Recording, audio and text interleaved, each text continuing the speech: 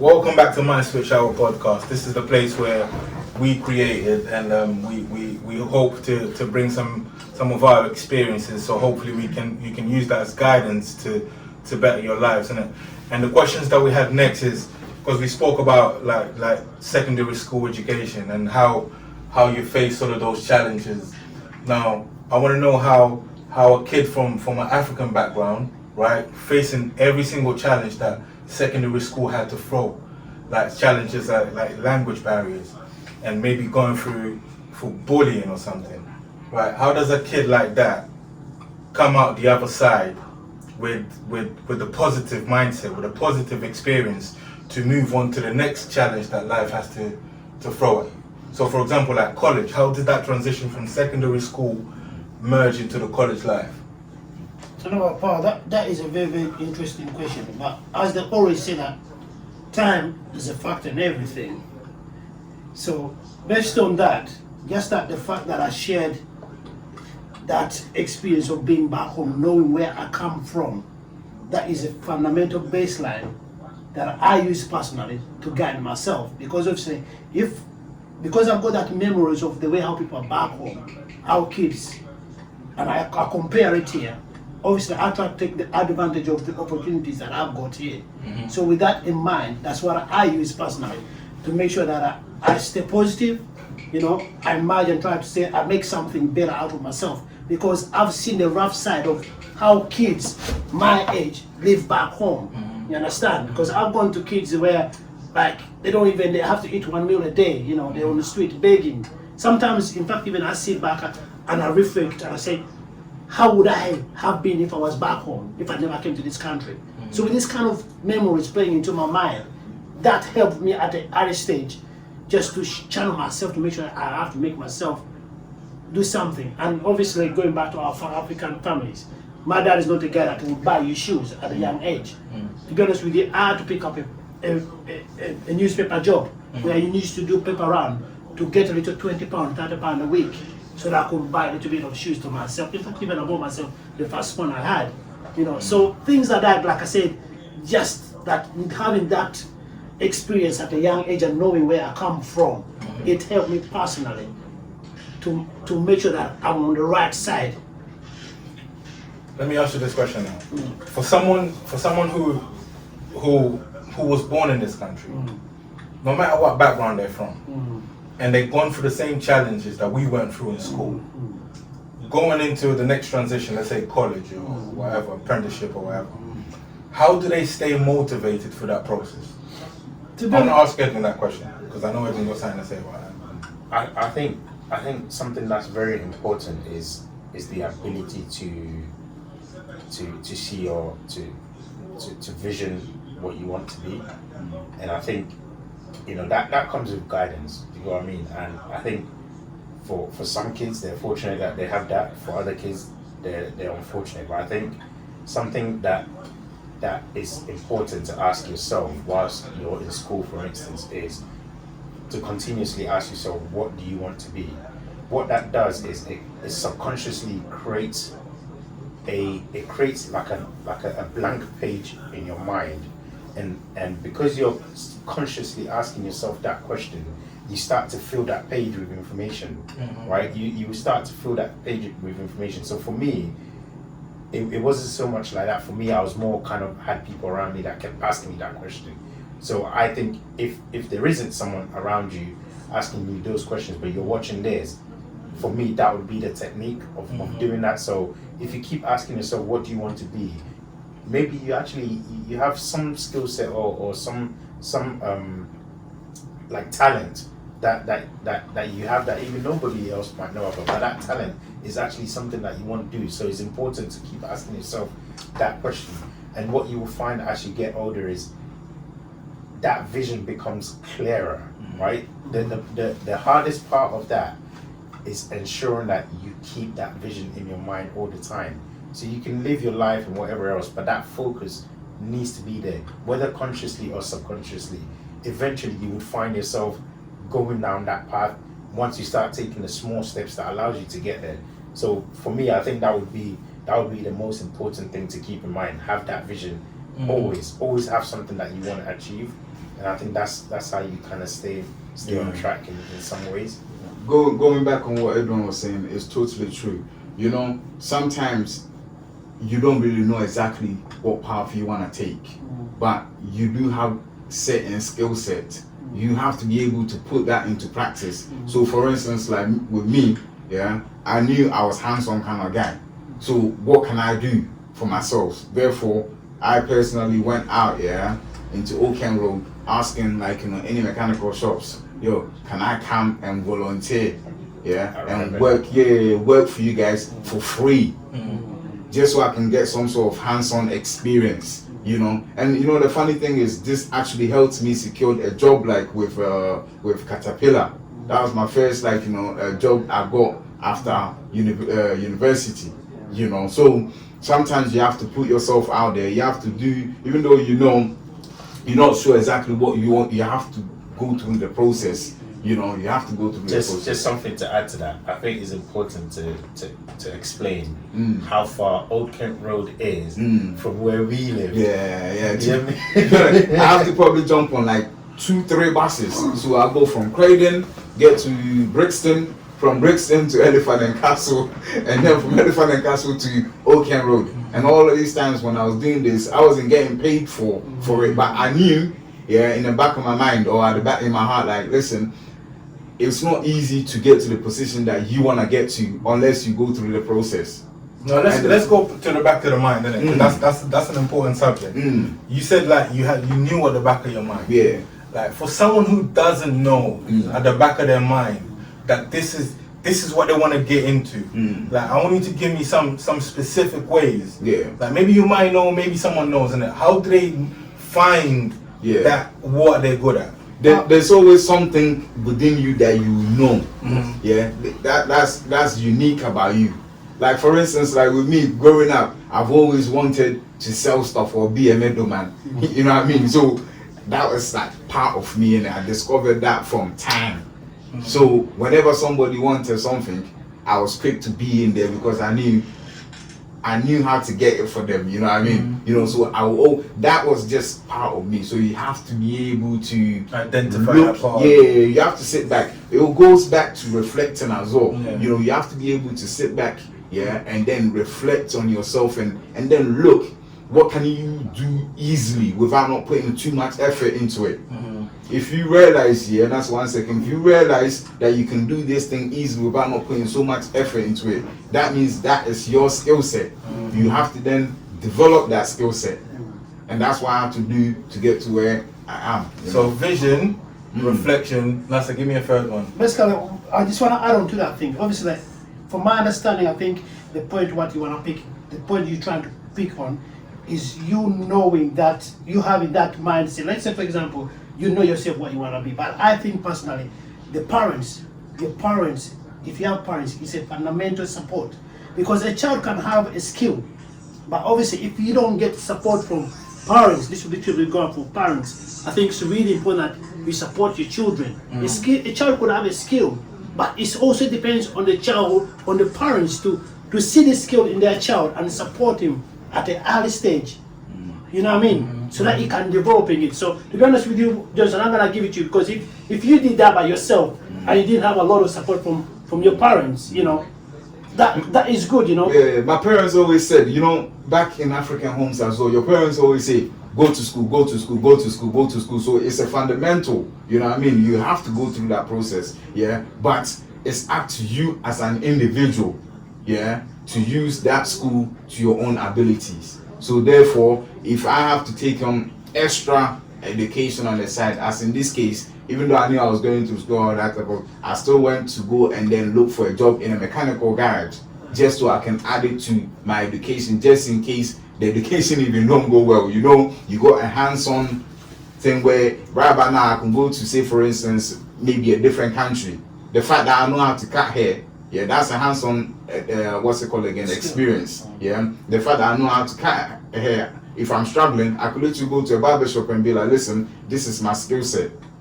Can you help me with a chair? I'll show you what I can do. It won't cost you anything, you know what I mean, to learn these type of stuff. So what are you saying? So are you saying that you should pick up different skills, or are you saying you should find a skill that that you're born with? Okay, you need to identify the skill that you were born with first. Once you identify that, you can't just stay on that path alone.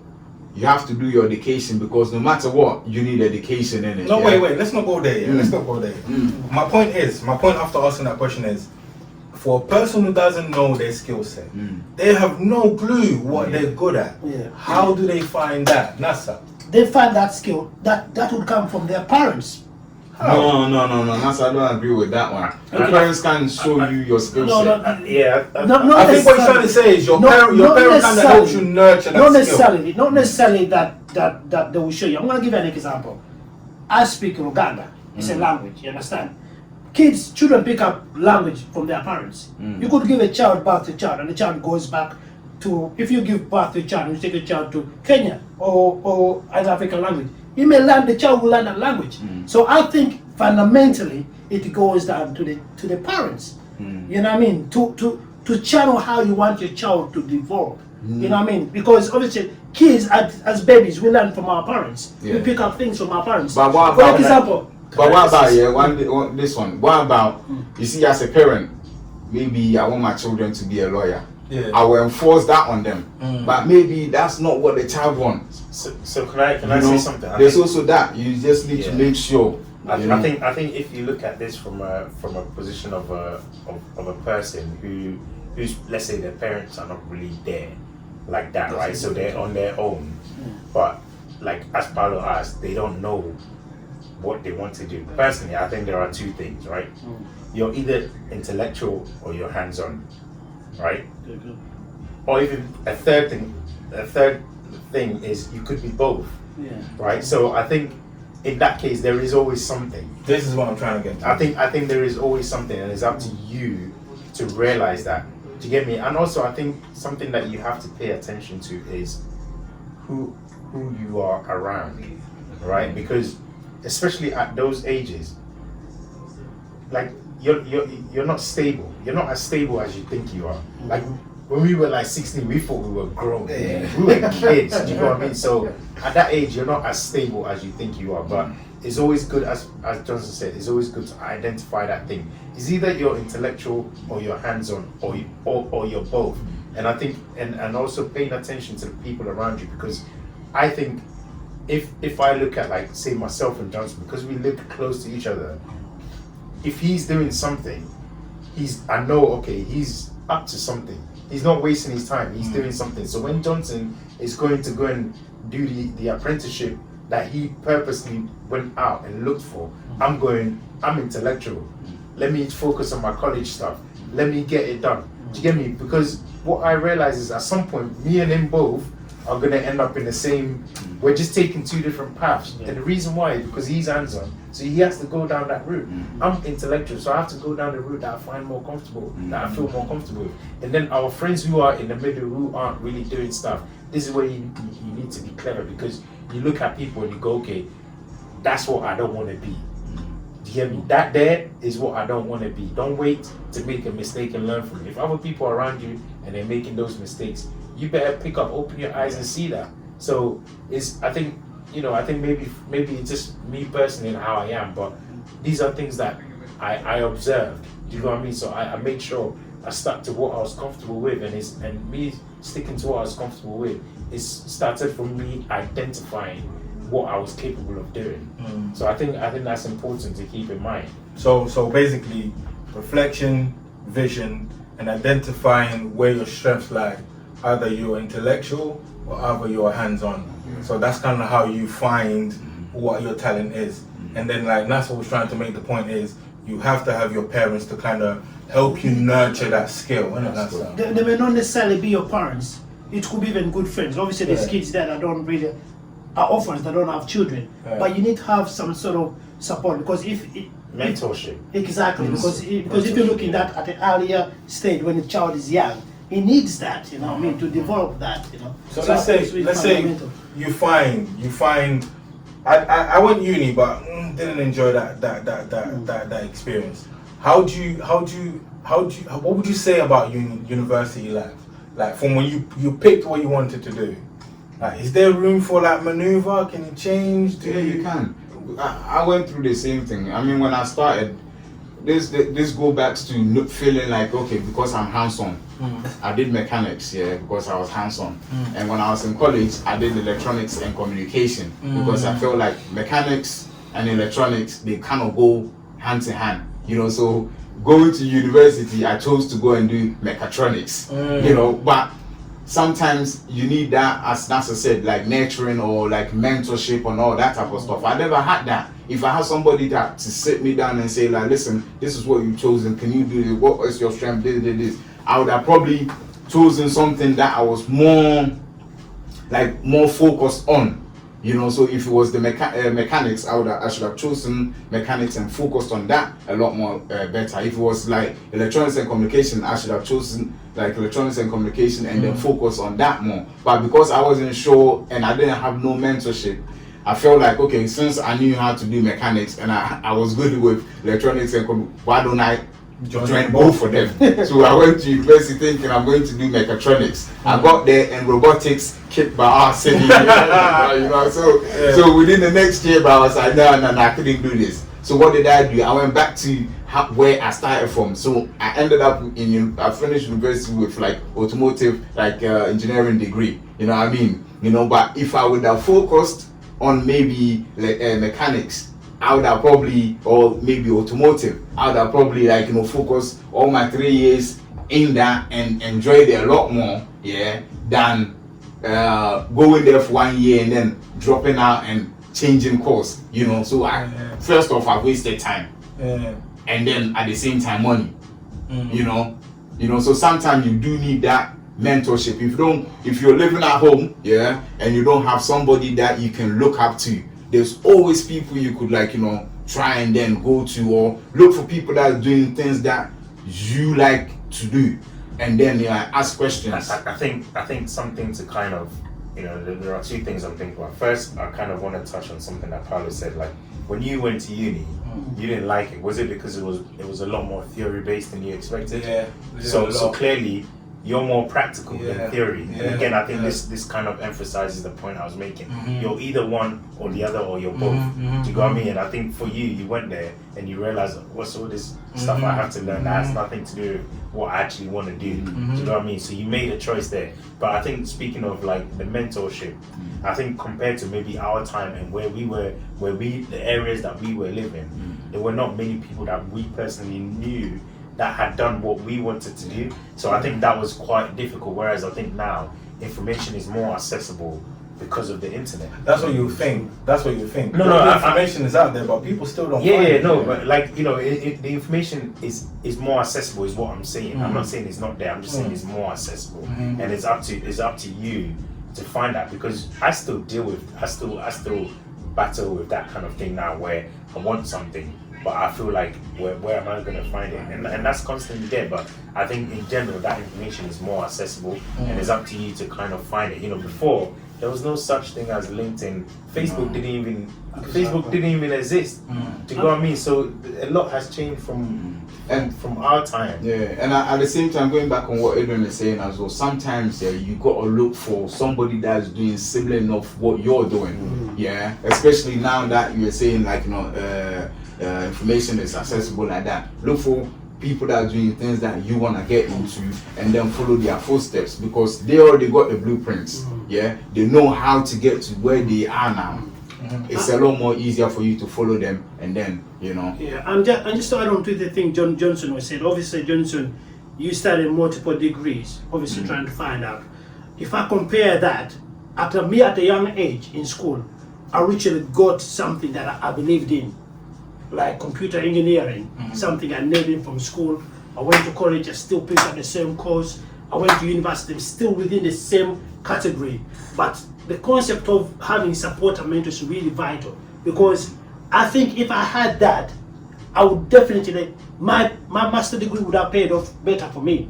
Because I'm telling you, I picked up this at a young age. I showed interest, went to college, still the same thing, but just different levels, you know what I mean? Even I went to university, done a degree, when I went back, I did a master degree. But I never had that mentor who showed me that, you know what, yes, you're getting really qualified, but you could do with the experience. You know, this is the experience. You could go there and pick up experience while you studying that. Because obviously the support that I was getting was more the African support. My child is educated. Yeah. You wanna get a picture in the house. Yeah, My yeah. child is an engineer. He's educated. Do you want to elaborate, Nasser, do you want to elaborate a little bit on that, yeah? What made you want to go and then do your masters? Because, you know, it's nice. Oh, I got my masters. But what are the benefits of the masters and stuff? Not necessarily, because at that age, what I had in my mind, I believe into education. Because I know if I'm educated, I'm employable. With education, people would employ me. But I miss the core value, because in this country, the dynamics change. Yeah. You have to have work experience. You could be really qualified, but if you stand with someone that has been doing the job for the last 5 years, 6 years. I used to go to interviews. I'm standing with a gentleman. He's been in the industry. He works for Barclays Bank Security, ITC. He's been in the game for the last 5 years. I haven't done that. Yes, I've got qualification. Yes, I could do it on the computer, but I haven't had that. So what he says is really good. To have that mentor support, it's really vital. You know, we're talking a lot about mentorship. Okay, can I just ask, like, what is mentorship? What is finding a mentor? Why is it good for you? So I think mentorship is finding someone who generally already has that experience. So technically they would have gone through either the same thing that you're going through or something similar. Something that you always have to keep in mind is someone may not go through exactly the same thing, or they might have not gone through exactly the same thing as you, but because they've been through something similar, the principles still apply. Do you get what I mean?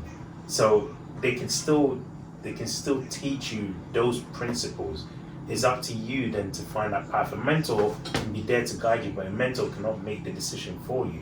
True. So a mentor is just a person who's just guiding you through what you're going through. A mentor is the person you go to speak to when you're not sure of something. A mentor is the person you go to speak to when you don't know anything at all. Do you get what I mean? And that mentor is there. And once that person identifies that they are actually your mentor, they are able to then identify how to guide you. Because some people become other people's mentor without voluntarily, choosing to do that. They could just be your brother's friend, but he just happens to be a bit more willing to talk to you about certain things that even your family member isn't really prepared to talk to you about. So, mentorship, I think mentors come in different forms, but you can find it, wherever, especially if there are other people around you that you feel like you admire. Make use of those people, because what you find is there are a lot of people out there who are willing to help, but they may feel like they're too busy to go out and intentionally try to help. But if you somehow just manage to get through to them, they'll be feeding you information without even realizing they're mentoring you. No, I think this is a topic where we need to kind of like structure properly and kind of like go into it a bit more, because I think a lot of teenagers will benefit from knowing more about mentorship and where to find it and what the benefits are, innit? Because I think it plays a big role when going through different stages of life, like college, university, and so on and so forth. Something that I kind of wanted to go back a little bit with you is what you said about going to uni and then go and not liking what they were, so you dropped out. Like, I think, you're not the first, you wouldn't be the last. There are a lot of people that do that, and I think maybe for some people they're dropping out but they're still stuck. So what do you think what would be your advice to kind of get those people still moving and not being stagnant? I think this is why I asked, like, how do you find what your core ability is, innit? Because I knew, like you said, like I had to find out that I like to get things done, innit? Like I don't necessarily like to sit down and read. That puts me off. So I think I had to keep nurturing what I thought I was good at. Not even that, like what I enjoy doing. That's one thing that kept me moving, innit? So obviously after doing university and not really liking it or dropping out, I started doing like random jobs.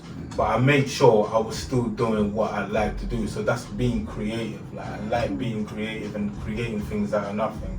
So I just kept doing that. Do you know what I mean? And obviously I started creating other things and just bouncing off that. I think that's one way that I kept moving forward and not being stagnant in the same place. And going back on what you're saying as well, yeah. You know, when I was in uni and my first, obviously when I was doing mechatronics, and I realized, like, listen, this is hard, bro. Like, what am I supposed to do? Sometimes you feel like, oh, man, I don't really want to, like, you know, go on. And maybe you want to just leave. But you have to also sometimes see the bigger picture. Because especially in this country, yeah, people don't really go through, like, the education is not really difficult. Yeah, I can't always say the education compared to, you know, Africa and all of these other places. This place, if you put in a little bit more effort, yeah, you realize the end results is so sweet in it, you know what I mean? Because equally, I was gonna leave, yeah, but then it's like, okay, cool. Let me just pick on the next subject and then, like, you know, try my best in it. You get what I mean? So I did that, and it kind of paid off. Sometimes it doesn't pay off, but if you put in that little bit more, because a lot of people, as I said, they don't like to put in a little bit more, but if you try and then put in that little bit more, like, you know, it makes it a lot more easier. Because you know, the funny thing, I go to work and I hardly do anything. This whole week I sat down for nothing and don't say that on camera. Oh yeah. But that's what I'm saying, though, you know. But you know what, Johnson, what you're saying there, I think it's all still gonna relies back to the mindset, because that's like having failures, like you're failing. Because sometimes you gotta think about, we all fail in life, and there's something you try and you failed out. But it's just how do you boost your mindset back again for you to say, no, I'm gonna try. What influenced you to get that back up? Because that must be really hard for you. So in this case, I was talking to my mom a lot. You get what I mean? I was talking to my mom. My mom was like, yo, listen, you know, you only got 2 more years. Just push yourself. So sometimes I sit out in the room and I be like, flipping on, man. Like, I don't want to do this, but it's like at the back of my mind, if I drop out, yeah, my mom will be disappointed, you know. So then it's like, okay, you get some little boost out of nowhere, and like, you know, you just push yourself a little bit more, because then it's like, okay, even though you've been doing it for myself no more, I'm doing it for my mom, man. You get me? I just put my mom there like that, and then just did it for her, you know what I mean? And then after doing it, I realized, oh, okay, it wasn't so bad in it, you know what I mean? And then, you know, so. See, I think that's something. It's good that you made that point, because I think that's where you realize how powerful your mind can be. Like the things that people find motivation from is incredible. You'd be very surprised how some people get through things. Like is very important. So I think knowing your mind, how your mind works, is also a very good skill to have. Do you know what? Mr. Johnson has mentioned something really, really powerful, and I want to put this to our viewers. Because regardless, guys, we're all gonna fall down in life. We're all gonna find ourselves on the floor. But if you gotta realize that you have certain people that you care about in life, you gotta kind of expand your why you do certain things. Now, for example, if you're a mother, you have children, everything you do, it's not because you're doing it for you, because you're doing it for your child. Johnson just gave us an example whereby, you know, he kind of fell down in university, but he thought about his mom. So basically now his education is not about only him. He used his mother as a motivation to lift up himself. So I think for our viewers, if you're out there, sometimes you gotta think a little bit outside the box. Think about people that you care about, especially when you're down. That kind of helps you to lift you up and, you know, move up when you're struggling, you know. So put that out, you know. That's really good. That's really good. I didn't even realize that, but it's good that you said that. No, that's really good, man. It's good stuff to share there. Hey, here's something that I was just thinking about. What do you lot think about bad brethren or like bad friends? Because certain people, yeah, they're your friends, but they're just bad energy. Yeah, like bad energy people that like you love them, you want to keep them around, but it takes a while to realize, like, yo, you're poison, bruv. Like, how you look like feel like? Because I think when you're young, this is one of the things that, like, when I think back here, I can honestly tell you, I didn't realize my brain was ticking till I hit 20. Jimmy, it's like soon as I turn 20, yeah, like a few days later, I realize my mind is constantly thinking about something. Do you get me? Like, how do you look? Because when you're a bit younger, like, you know someone's bad, you don't really sit down and really think too deep into it. You're like, that's my boy still. Yeah. You get me? How you look deal with that? I guess I think you get to a certain age, a certain point in life where you have to kind of think, alright, cool, like, what's my priority? Is my priority going out with this brethren here that always gets drunk and gets in trouble and I have to back him all the time? Am I benefiting from that? Like, how many times do I have to go to a cell because this guy got too drunk? Yeah. So you kind of have to, bro. Oh man, like. Lay out, let's hear it, I can feel something funny. No, but what I'm trying to say is that you get to a point in life where you have to think, like, what's beneficial in order for you to move on. Not even that. Like, let's say for example, you got yourself in a relationship, you got a wife or you got kids. At some point, your focus has to shift. You can't be like all the time raving. You know what I mean? All the time getting high and drunk. You have to pay attention to what's more important. Friendship is important, but family, that's the thing you have to take care of and nurture, innit? And you're a bad friend when you don't realize that. You don't realize, like, my man's got a family now. Obviously, his focus is gonna shift. What can I do to help to what he's doing? Do you know what I mean? That's when you see who your friends are, bro. I think that's important. I think that's usually for people who are like they're a little bit older, so they can spot these things. I'll tell you something. I used to work in a college back in the days, yeah, and one of the students, they're probably like 16, 17 at that time, and the guy's like, so say if you're with your brethren, yeah, and a fight kick off, and like, what if you don't back them? Like, yeah, are they not gonna feel like? And to be honest with you, I wish I had a better answer for him than I did at the time. Do you know what I mean? But I think that's one of those things where, as a young man, like, you're not thinking that, yo, I don't have to back you. It's not by force, bro. Do you get me? Because if I get killed, yeah, you're gonna think about me, you're gonna talk about me, I'm dead, but I'm dead. Do you get me? My parents have to do with the fact that I'm dead. And I think that's something that, like, when you're young, sometimes you don't think too much into it, and you're kind of, you feel some way about your friends saying, this guy is not really on job, he's not this, he's not that. But at the end of the day, you have to think about yourself. Do you know what I mean? Forget backing people. When you know that man there is always causing trouble, leave that guy alone, bruv. Some people deserve to be left alone, and you have to stay away from them. So that's how I was thinking, like, that's because stuff like that is a distraction for a lot of other people as well. I was distracted a lot every time. Oh man, I was distracted a lot. I'm easily influenced in it, you get me, man? Like, if the boat is going this way, man, I'll follow the boat, like, you know what I mean? What's on the boat? Let's have a look. Yeah, that's it. But at a point in life, yeah, I remember, like, this go back, like, flipping 2009, 2008 or whatever. I remember when everyone was like, yo, I'm going to uni. I was like, yeah, okay, cool. So this guy go to uni now, and it's like, okay, because he went to uni, yeah, his dynamics, the way he think, everything changed in it, you know what I mean? So then I'm sitting back home and I'm thinking, hold on, so this guy is going to uni, yeah, no more distractions and all that type of stuff. Why am I sitting at home here doing nothing, bro? So I had to also pick myself up and then follow suit. You know what I mean? Because I knew, yeah, when it came to choosing my course, it's either do in London and then be distracted, or stay away from London and not be distracted.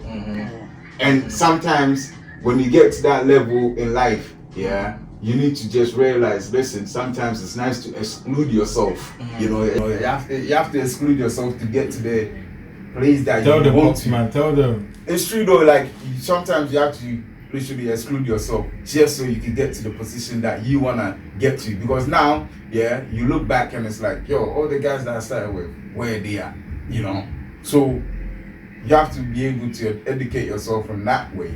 Yeah, exclude yourself, go and get the education, go and get the skill set that you need, to better your own future. Because at the age of 16, 17, 18, 19, 20, you're not old enough. You get what I mean? You know, so if you throw your life out, yeah, you are literally wasting your own life.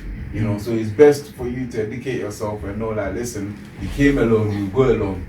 It's always nice to support the people around you, but don't go and do certain things that would affect you in the future. Let me ask you this quickly. So you got a friend, yeah? You got a friend, you can see this man there, waste man. But this is your brethren. But this is your brethren. No. This is your brethren. He back you like you back him. Hold on, Nas. But obviously, Edwin's gone to uni. And that got me thinking, right, Edwin's gone uni. That's a big boy move. I'm thinking about going uni. But this man is ringing me saying, yo, come here, club. How do I prepare myself and my friend to tell him, look, Ram, I'm going to move on to better things. Are you coming or not? How do you do that? Because there's a lot of people that struggle with like letting certain people know, like facing the realities of telling someone, I'm ready to move on from this life, bro. I need to do something better. Sometimes, you have to kickstart it. So in this case, so lead by example. Because you know, most of us like to see what this guy is doing. Oh, he's doing okay. Now I wanna do similar enough what he's doing. You know, people like to follow like that. So if you have a friend and all he does is just party and do nothing, knowing you're next to this guy is not doing that and he will drag you into his situation, you need to move away, go and do better things for yourself. Once they realize that, oh, this guy has got this guy has got that, they want to now stop what they're doing because clearly it's not really benefiting them, and then come and follow suit. You know, so sometimes you have to set yourself out, and distance yourself a little bit just so you can get yourself in a little or better position, for them to see as an example. Because bear in mind, we came from the same neighborhood, we came from the same maybe schools, wherever it is. So how come you're doing better? What decisions did you take to get to the position that you're in? So therefore, if I'm sitting at home and I'm not a jealous person, or I'm not, like, you know, sometimes certain people, they'll feel like, oh man, you think he's doing alright. So you know, exactly. if I look at myself and I'm not that type of person, I will approach you and be like, yo bro, I know you got this thing going on. How did you do it? And if I'm a good friend, it's my, like, you know, obligation to show you how I got there. You know, because that's what makes me the good friend. I'm not a good friend if I'm getting all the money and I'm not showing my friends how I got it. Mate, the pool is big in it, you get me? The sea is big. There's plenty of fishes, bruv, you know. So I can't take all the money for myself. I need to be able to tell my friend, like, listen, this is what I'm doing and they're helping me, you know. So you could go for it back. It's all about how much effort that the friend wanna put in. You know, I could show you the way, but you need to also put in, you know, your bits. True. Alright, I'm just gonna go back to the point Edwin raised. I wanted to put a point before you put the point. Before you put the raise. I know, I'll cut you in. Paulo, you raised how do you get west of your best friends if you got a few best friends? Obviously, I think personally, it's all about self-reflection. As you sit down and start reflecting, you start doing a little bit of personal analysis. You gotta analyze your friends, you gotta see what's around. But obviously, I'm gonna chip in also the question you raised, if he's a close friend. Because they say knowledge is always power. What you know is always. Sometimes you may have a friend that you know that, okay, this guy, this is my friend, this is the way, these are his habits. You can analyze his downfall. He likes to drink, he likes partying. How do I deal with it? Because you understanding it and analyze it gives you a better position on how to deal with it. You understand? And obviously, also the other point I would argue with Johnson. For example, in that case, you have to lead by example. You know, you gotta do something positive and let him see, because seeing is believing. That's the way how the mind works, majority. Because people are more to believe by what they see. You understand? Do something positive. Let him see it. Make sure you put it in his face for you to see. You know what I mean? And sometimes it's also you gotta think about the way how you put information across. Because obviously, if you wanna change your friend, because changing is a process. It doesn't happen over one night or a week. It takes time. It's the way how you deliver that information to him that is also something vital, you know. But obviously, yes, you can have friends, Westman friends, but just the way it all gets to you. How do you manage them? Because you can analyze their habit, how they behave. Because obviously, you're not gonna get rid of your friends because they don't think the way how you think.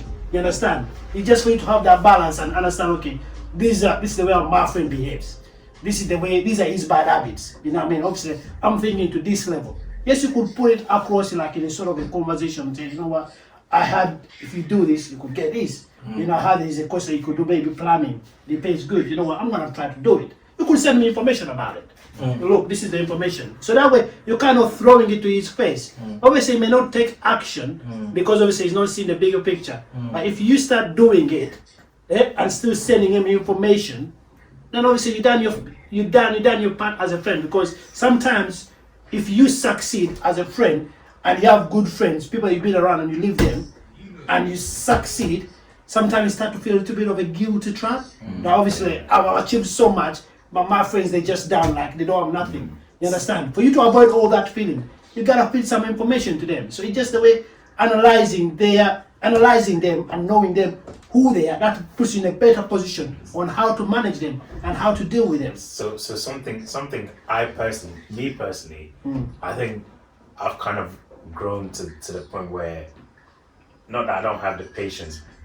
Well, I would say I don't have. I've lost the patience of trying to keep friends. Do you know what I mean? But I think, you know, especially when you're younger, because that's when you tend to be more vulnerable. Yeah. The way you need to look at it is, you know, that kid in school, he's clever. He will do his work quick and then distract everybody else. True. Sometimes you have to be like that with your friends because you like them, you still want to chill with them, but the things that you really want to get done, make sure you get it done. So don't give them too much of your time. Make sure you do what you need to do, then you go chill with them. Because some people, it doesn't matter how much you show them, they're not prepared.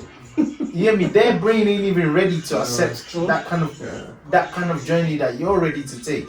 So what you need to do your stuff when you're in your house.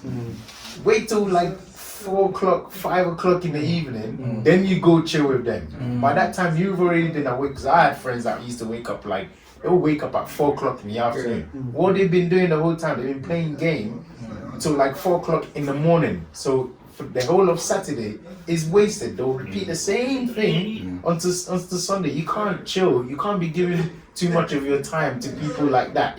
They can still be your friends, but you have to be clever sometimes. You know, going back here, Nasser used to be that type of guy. He's the type of guy, yeah. He will study. But after you study, man, he will come around and then play with you. See, if you don't smart, get left behind. Bro, that's why I was getting all the good grades in there, you get me? Because he's done his work.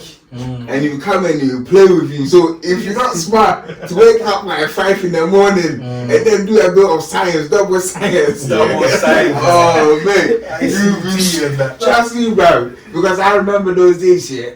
Nasser, how you get the good grades in there? You always there playing. Whenever there's situation, Nasser is there, bro. Nasser is there. But then it's like Nasser's getting all the good grades, man. And then I will look at my results, man. Man, I got D. Yeah, see, that's the thing. You know There's people like that you gotta watch out for. Once he's at home, he's working. When he's free, that's when he comes out. That's when you see him, innit? But you see, that still goes back about personal reflection. Obviously, personally, I think as any individual, you have to do some personal analysis. You gotta analyze yourself. You gotta know your priorities. You know. Obviously, when you do that, you gotta prioritize. Obviously, like I say, we all have 24 hours, but what makes the difference is what you do in that 24 hours. You understand? You know what I mean? So obviously, if you do that personal analysis, it gives you time to know what are your main objectives. Some people don't really get the time to even sit down to reflect. That's the problem. You know what? Something I thought of. Sorry. Now that he just said time, is some people they occupy their time with unnecessary things so that they don't do what they really need to do. Do you know what I mean? And I think that's one of the things that you find with a lot of young people. If your virgin's come like to your house at 10 o'clock in the morning, trust me, he's wasting your time, bro. Nobody should be coming to your house at 10 o'clock in the morning just to come and chill, unless you lot have some kind of business that you're going to handle. Your virgin coming to your house at 10 o'clock, you're allowing him in. You ain't even done the things that you need to get done yet.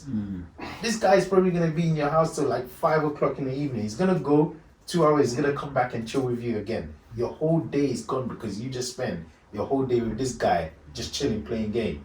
So you're wasting your time, you're occupying yourself with unnecessary things, just so that so you're putting off the things that you really need to get done.